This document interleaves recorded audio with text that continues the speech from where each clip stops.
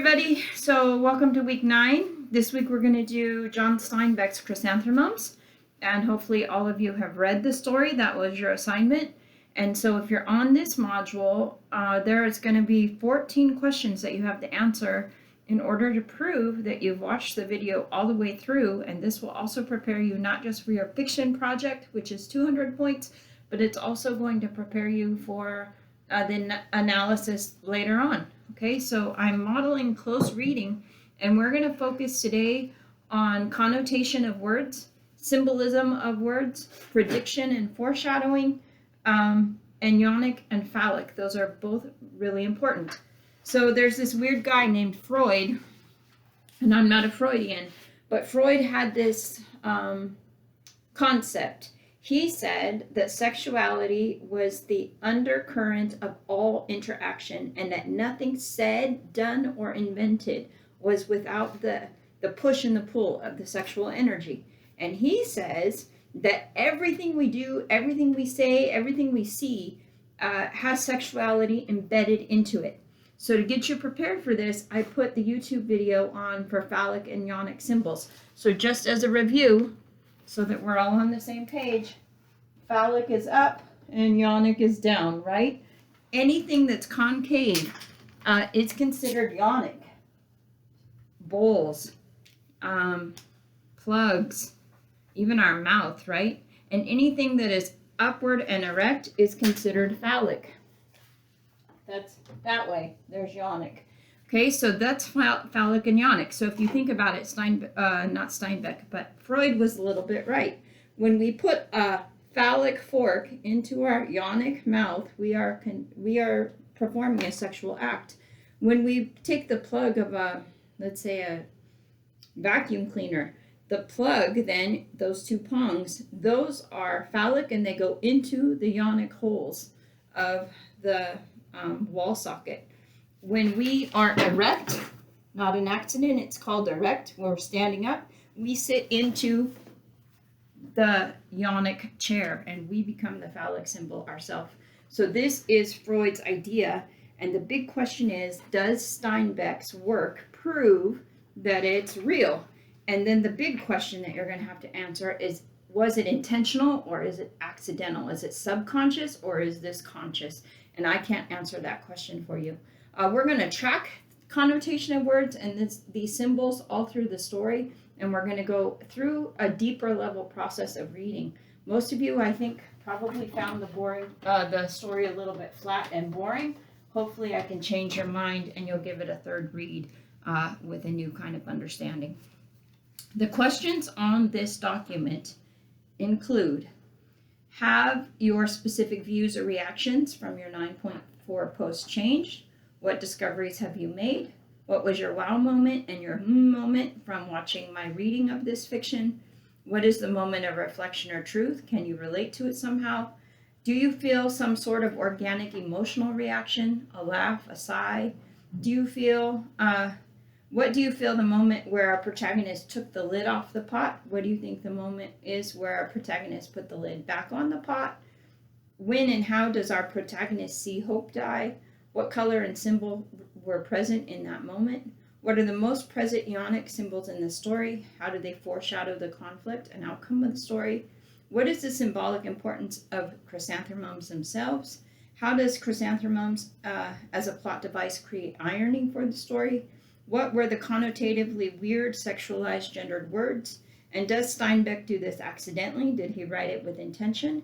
And what did you learn from this reading experience? So we're going to go for these 14 questions. Make sure you're annotating with me. I'm going to go word by word, line by line. Here's chrysanthemums, guys. It's going to be an experience. Typically in a classroom, we're sitting in a circle. Each person reads one paragraph, even if that paragraph is only a word, and I interrupt a lot. So this is the first time that I've ever read the story actually by myself, so we'll see how it goes. The Chrysanthemums by John Steinbeck. Let's just stop right there. Chrysanthemums, what kind of flower is that? Have any of you seen it? It's this long masculine stem with this really gigantic feminine flower on the top. That's why I have so many markers, because since I'm not teaching It almost looks like a flower tree. And they're tall and they're thick. And the crazy part about this flower is it's ironic all by itself. The stem is thick, like phallic symbol. And the flower is a feminine symbol, right? Flowers are ionic by their very design. And so this creates an irony, a contrast, a juxtaposition between male and female right in the title. The other way that this creates irony, if you look up the symbolism of chrysanthemums, a white chrysanthemum actually means loyalty and devotion and love. And chrysanthemums in general mean happiness, love, and joy. And so we're going to track those emotions through the story. Now, I recommend doing a couple of things, and that is come up with how you're going to annotate. I'm going to say sad words and happy words with a negative and a positive. I'm going to say female words and male words with F and M. And if it's just plain weird, I'm going to put a W, okay? If it's phallic and ionic, of course, that's a P and a Y, and from there we'll go. So now that we have our symbols figured out, and we'll keep track of those and see how they add to the emotional complexity of the story, let's start reading. It says, the high gray flannel fog of winter closed off the Salinas Valley from the sky and from all the rest of the world. Now, if you have a highlighter, we've got some colors already going on here. The color gray is associated with life and death, a muddled reaction, and in reality, fog is this combination of rain and smoke, cloud and smoke, cloud and dust, dust and water, and of course, clouds are supposed to be in the top, but they're at the bottom. So we have this juxtaposition of energies and colors, sounds, and of course, gray also represents sadness. So if chrysanthemums are supposed to be happy, and we've got the color gray introduced right from the beginning, which is sad, confusion. Now it says it sat the winter. Of course, winter is symbolic for death, loss, emptiness, right? So negative. Closed off Salinas Valley. So a valley has mountains on either side, right? The mountains would be phallic. The valley is ionic. And the fog is closing it off. We have a closed off valley, right? That's a theme of isolation all by itself. It says from all the rest of the world. This is isolation, not just from its town, its area, its farm. It says it's closed off from the whole rest of the world. That's hyperbole. It's a pretty dramatic statement. On every side, it sat like a lid. Oh, now we're calling this thing a lid. On the mountains and made the great valley a closed pot. Closed pot. Ionic, lid, closed pot. And I'm like, that's some more isolation, but it's even a little bit more extreme, right? Because the fog you might be able to escape, but when that pot's on the lid, everything in that pot has to simmer. It's boiling, it's stuck. That's some really heavy-duty imagery right there. And possibly, I'm going to say foreshadowing. It says, on the broad, level land floor. So now let's change our picture.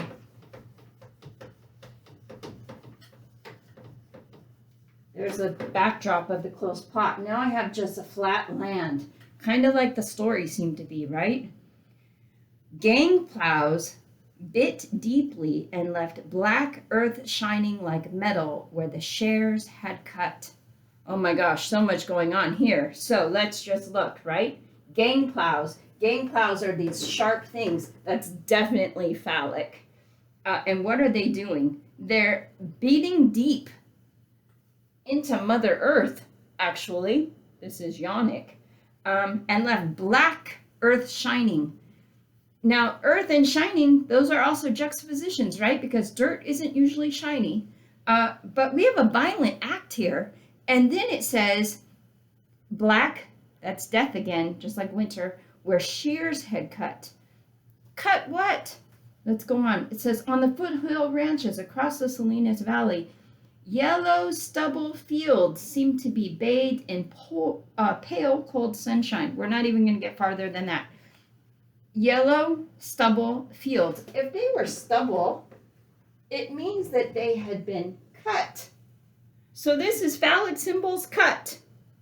And yellow. What's the symbolism of yellow? Now there's a good and a bad to this, right? Yellow is sunshine. Could be happiness, could be hope, could be serenity, could be spirituality. But the dark side of yellow is rot, sadness, isolation, desperation. And so we have this really weird dichotomy here. And it says yellow stubble fields bathed in pale, cold sunshine. Another oxymoron there. Is sunshine cold?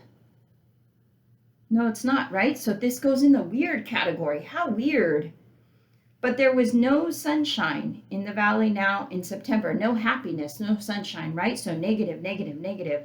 The thick willow scrub along the river flamed with sharp and positive yellow leaves. Now we know that willow symbolically is female, right? Mother willow. And the shrub along the river is always a symbol of change, of progression, of journey. Flamed. That is an interesting choice of words, right? Flamed, like as in passion flamed or as in fire flamed, because that could be negative or positive. Sharp and positive yellow leaves. Does that go in the weird category? Have you ever said and looked outside and said, oh, those leaves are very sharp and positive? Or is that a statement of hope and maybe even defiance? Okay, lots going on in this first paragraph. It was a time of quiet and of waiting. The air was cold and tender. Weird, tender, tender. Have you ever called the air outside tender? That's a little bit weird. That's like a sexualized kind of weird word, so I'd put a W over it. The light wind blew up from the southwest, so the farmers were mildly hopeful of a good rain before long. But fog and rain do not go together. And when I read that, I always am saying to myself, since when? I thought fog and rain did go together, actually.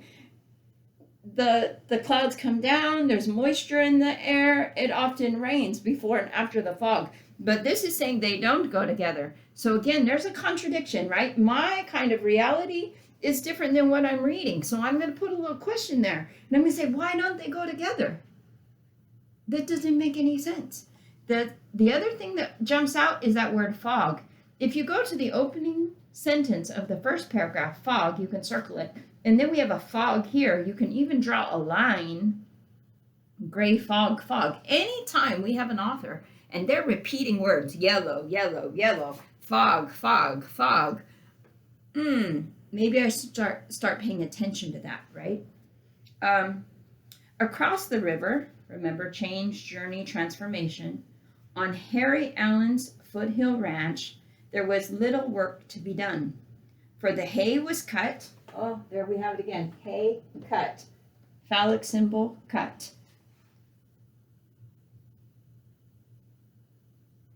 And stored.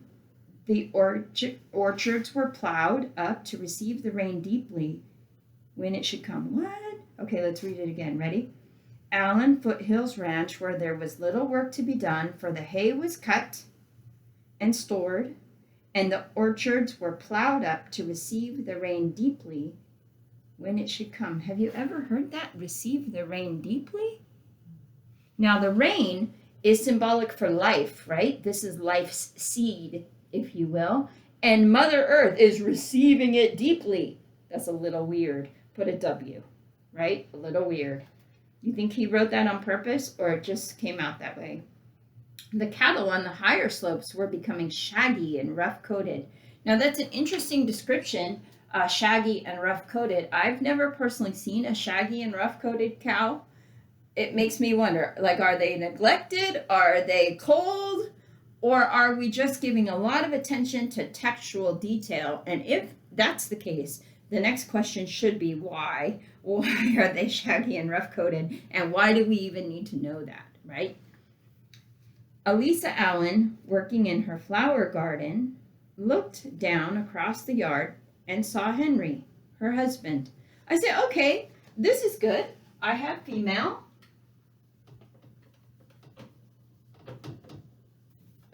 working in her flower garden.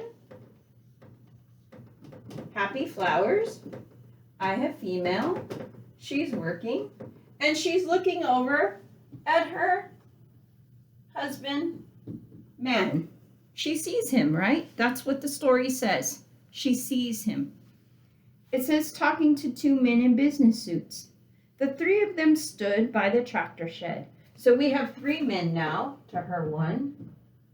And how do you work in a flower garden? Is she standing up or is she squatting down working on her flowers? We have another contradiction, right? They're standing erect. She's probably bent over working in her yonic garden. Female on female. Yeah, you see it? It says, the three men stood by the tractor shed, each man with 1 foot on the side of the little foursome. So now you can imagine they've got their leg propped up, they're smoking cigarettes, they're talking business. This is a man's world. And whose farm is it anyways? If you go up right just to the very prior third paragraph, it says Henry Allen's Foothill Ranch. He owns the ranch. That's her husband. Why don't they own the ranch? Why isn't it their ranch? Question mark. They smoked cigarettes and studied the machines as they talked. Phallic, phallic, phallic. Cigarettes, phallic, phallic, phallic. Machines, masculine, masculine, masculine. Meanwhile, she is working in her flower garden bent over, right? Elisa Allen watched them for a moment and then went back to work. It's really important. Underline that word watched. She knows they're there, right? It's not like they're surprising her. She was 35. 35. And I'm thinking to myself, okay, Fordson, farm, Salinas Valley, shaggy cows, 35. I wonder what era we're talking about. Now, John Steinbeck is known to write about the Dust Bowl era, early America years. We're saying 15 to 1935 or so. Maybe early 1940s, but we're talking a while ago, right? We don't call them Fordsums anymore. We call them Ford F-150s or something like this. So we have a time marker there in the name of that vehicle, and it's probably important to pay attention to. And also we know when John Steinbeck lived, right? He doesn't write anymore. Grapes of Wrath is one of his most famous books. Definitely not this time era. So that matters. She was 35. When did girls in the 1920s, 30s, 40s get married? That's the question of the day. How long has she been married to this guy? That's another time marker, because it's the first time we've seen an age. If she got married at 20, which might have even been a little bit late, they've been married for 15 years. If she got married at 15, which was probably closer to the average back then, she's been married for 20 years. So make a little note. She's been married to this guy for a long time. It should be her farm too, right? Her face was lean and strong. That's not very feminine description. Male, lean and strong. We think about men being lean and strong, maybe machines being strong, maybe animals being lean, but definitely not women working in flower gardens, right? It says her eyes were clear as water. That's interesting, like clear as water. No distraction, happy, heavy, focused? Is she focused on her flowers? What's it mean, clear as water? Question mark. Her figure looked blocked. Oh yeah, I put her in a dress. I guess I have to change that. They're saying she looked blocked. That's a more masculine shape, right? And heavy in her gardening costume. In other words, something she puts on, not her normal clothes, or costume as in it's protecting her true identity as a girl. A man's black hat pulled low over her eyes. She has a black man's hat on too. She looks blocked with a man's hat on. It says clodhopper shoes. If you've ever seen clodhopper shoes, they're known to be a little bit blocky, right? They're almost wooden.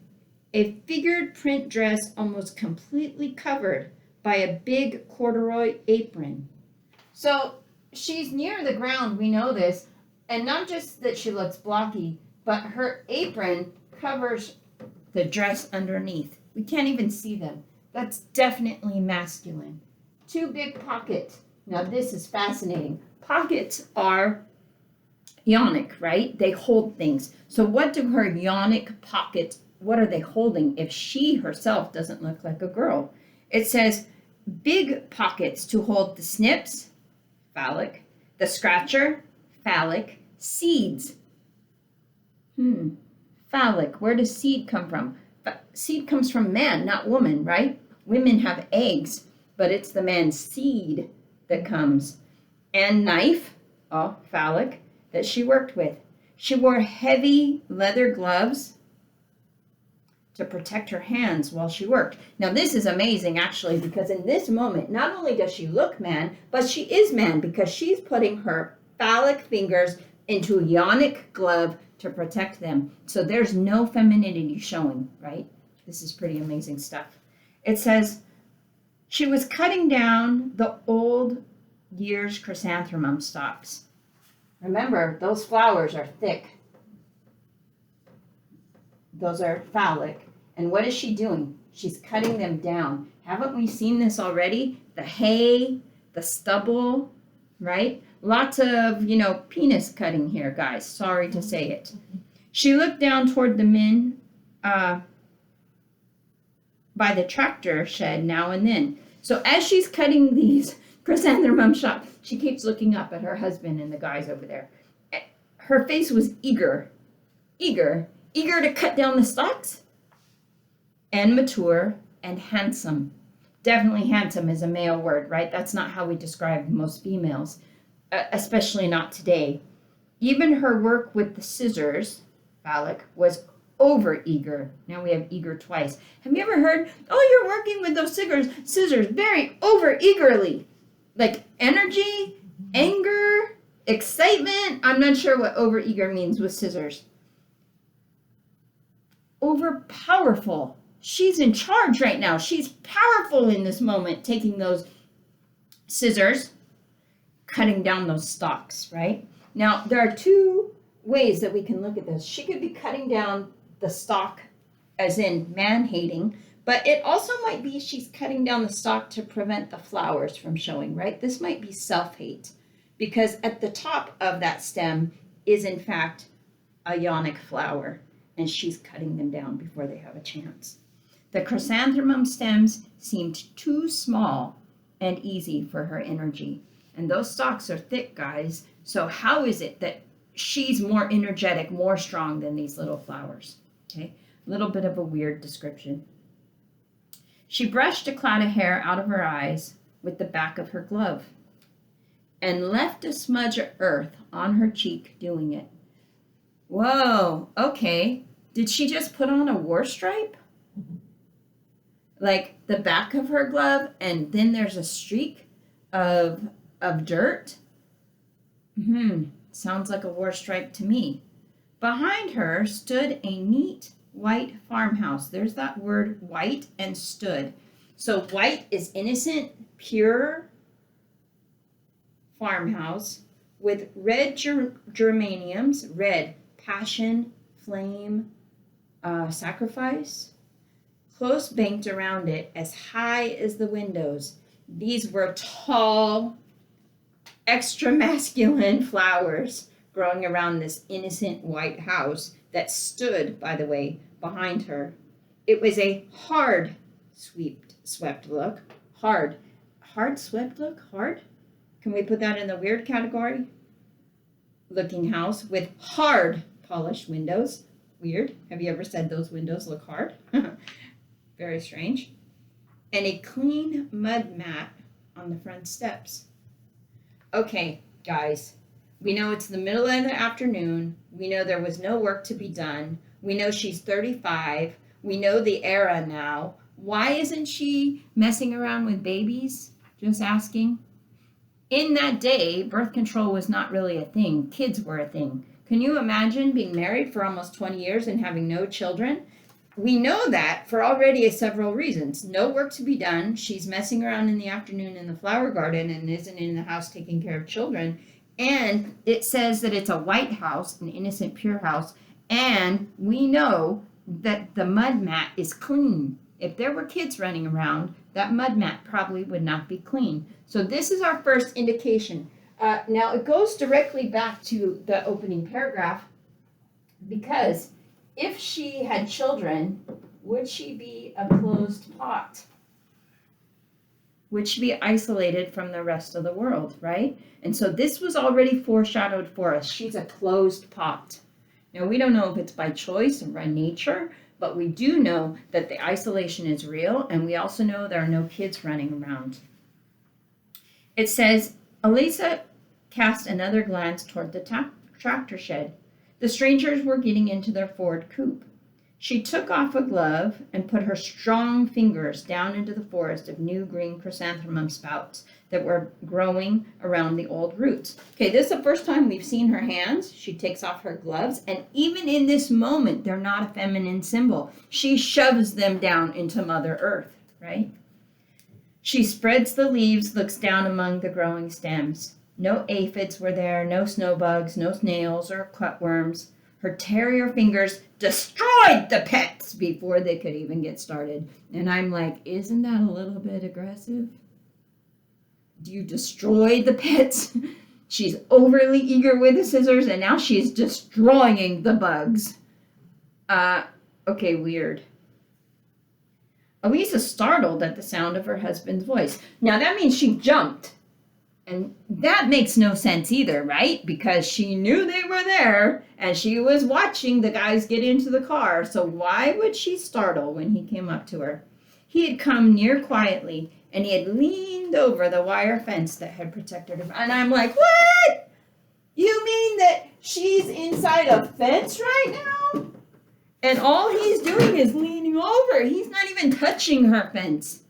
There's separation, physical separation between her and her husband, and he's not touching her fence. That protected her garden flowers from cattle and dogs and chickens. At it again, he said. You got a strong new crop coming. Now, correct me if I'm wrong, but that sounds like a compliment. And she's got a lot of angst going on if you're reading the story carefully. So is he the problem or is she the problem? Because that sounded like an okay greeting to me. How's it sound to you? Elisa straightened her back and pulled her gardening glove back on. That's a defensive move, right? Not I, honey. Nice to see you. Thanks for complimenting my flowers. No, she straightens her back in a defensive mood, and she puts her hand back in those gloves. She puts on her man shield again. Yes, they'll be strong this coming year. Again, really weird description for flowers, isn't it? In her tone and on her face, there was a little smugness. So I underline that word smugness, and I'm going to put a question mark about it because I don't know if that's conceit or if that's anger or if that's hurt. Like, what makes a person smug? And that's our first kind of call to action. Like, there's something weird going on. The energy is strange. You've got a gift with things, Henry observed. Some of those yellow chrysanthemums you had this year were 10 inches across. I wish you'd work in the orchard and raise some apples that big. Again, that's a compliment. He's being nice to her. He's saying good things to her. And a couple other interesting things. That color yellow just appeared again. Sanctuary, sanctity, spirituality, either happiness or hate. What's it going to be, right? And we have 10 inches tall. Her eyes sharpened. Now, why is she sharpening her eyes instead of smiling and saying thank you, right? Isn't that strange? Maybe I should do it too. I've got a gift with things, all right. My mother had it. She could stick anything in the ground and make it grow. She had what was having planter's hands that knew how to do it. I should do it. I've got a gift. Stick anything in the ground, right? Phallic yonic. Mother Earth saying ouch, probably. Well, it sure works with flowers, he said. Henry, who were those men you were talking to? Why, sure, that's what I came to tell you. They were from the Western Meat Company. I sold 30 head of 3-year-old steers. Got nearly my own price, too. You see anything weird about that? My price, not our price. We didn't sell the cows. I sold the cows. Right? And I got my price. Good, she said. Good for you. Now, if they've been married for 20 years, even back in the day, if they were happy, don't you think she'd say, yay, good for us? And there is no us. It's a good for you. And I thought, he continued, I thought how it's Saturday afternoon and we might go into Salinas for dinner at a restaurant and go to a picture show to celebrate, you see? Yeah, I'm kind of thinking that he's not the problem. What do you think? Because he's sounding really nice. He's complimented her garden. He's told her she should grow apples. He's telling her, I'm going to take you to dinner and the movies. Good, she repeated. Yes, that will be good. Not happy, just like good. That's a one-word weird response, isn't it? Put a W. Okay? There's some conflict going on, but I'm not sure where the conflict's coming from yet. Henry put on his joking tone. There's a fight tonight. How'd you like to go to the fights? Oh, no, she said breathlessly. No, I wouldn't like fights. I still have never understood why it says breathlessly. Like, what is she actually doing besides killing bugs? Just fooling, Eliza. We'll go to a movie. Let's see. It's 2 now. I'm going to take Scotty and bring down the stairs from the hill. It will take us maybe 2 hours. We'll go in town about 5 and have dinner at Commodus Hotel. Like that? Of course I like that. It's good to eat away from home. All right then. I'll get a couple of horses. She said, I have plenty to transplant some of these sets. I have plenty of time to transplant some of these sets, I guess. You see that, I guess? Like, as an after fact, do you want to go to the show? Yeah, it's okay, I guess. As in, she doesn't really want to? Or she doesn't want to go with him? Or maybe she's just not happy. Maybe she's a closed pot, right? This could be emotionally, this could be spiritually, this could be biologically. We're learning a lot about this lady right now. This is character development, right? Now, the other thing that I want to point out just for a second is, isn't she already fighting with him? I don't like fights, but she's kind of picking a fight right now if you're really paying attention to the micro emotions and tonality of the story, okay? And very lastly, who's going to town? Her and her husband and their children? Oh yeah, there's no children, okay? Now, can you imagine in that time period how dramatic it would be to be a woman at 35 and have no children? Your whole identity is about being married and having kids, right? When are you going to have kids? When are you going to have grandkids? By 35, 60, 70 years ago, you should have grandkids by 35. So this is a woman with a lot of emptiness. And could that also be that closed pot, that her heart is empty? That all she has to do is plant some more flowers? Okay, I guess. You think that was her life ambition? Her life decision? Now, there's a second part of this, and that is the biological reality of science, right?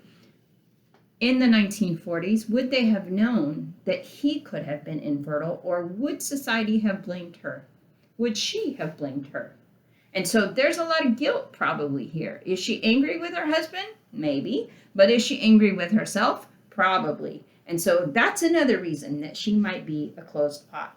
I'm going to stop right here, and we're going to pick up right where we're leaving off.